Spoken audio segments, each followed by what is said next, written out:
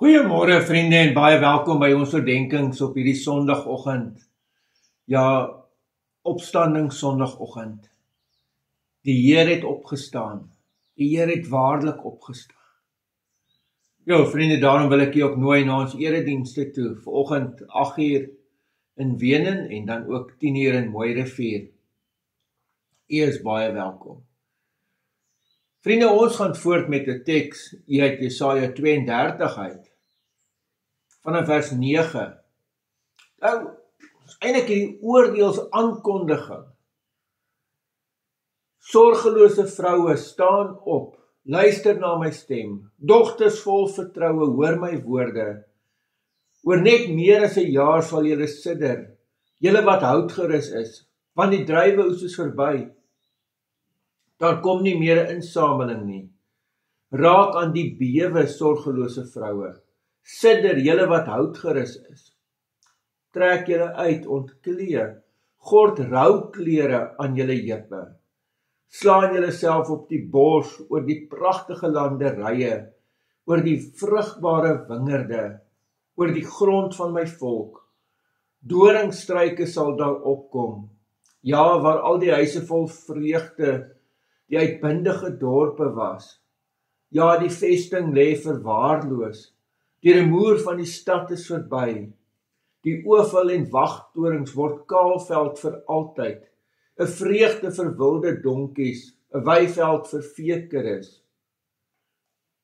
Totdat 'n gees van bo af uitgestort word oor ons. Totdat 'n woestynny 'n vrugteboord word en 'n vrugteboord as 'n bos beskou word. Vriende, hier is hierdie oordeelaankondiging wat eintlik sê hierdie vroue moet hulle mooi klere gaan uittrek en rouklere gaan aantrek. Want alles hier gaan verlate lê, dit gaan alles verwoes word oor minder as 'n jaar, sê die teks. En dan in hierdie oordeelaankondiging kom hier 'n ding wat sê totdat. Dit is nie vir altyd nie. Totdat. En nou sê die teks totdat 'n gees van bo af uitgestort word. En dan verander alles. Dan word die woestynny 'n vrugteboord. Dan verander ons.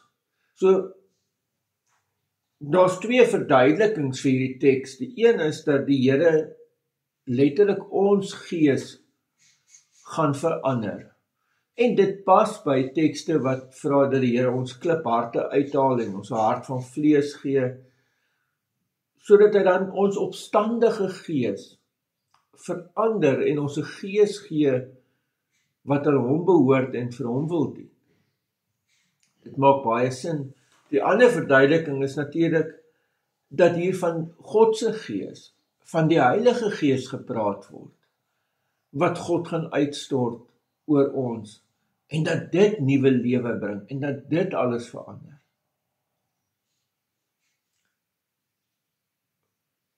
En ja, ons is nou in die tyd van Paasfees, Opstanding Sondag, 50 dae na die opstanding, is die Heilige Gees uitgestort. En het dit die wêreld verander. Ja, God het alles kom verander. Ook vir my en vir jou. Amen. Here, baie dankie vir hierdie opstanding Sondag. Dankie dat ons op hierdie dag U opstanding mag herdenk. Dankie dat die graf leeg is. Dankie vir nuwe lewe. Amen. Vriende, mag jy 'n baie mooi en ook 'n baie geseënde dag hê. Totsiens.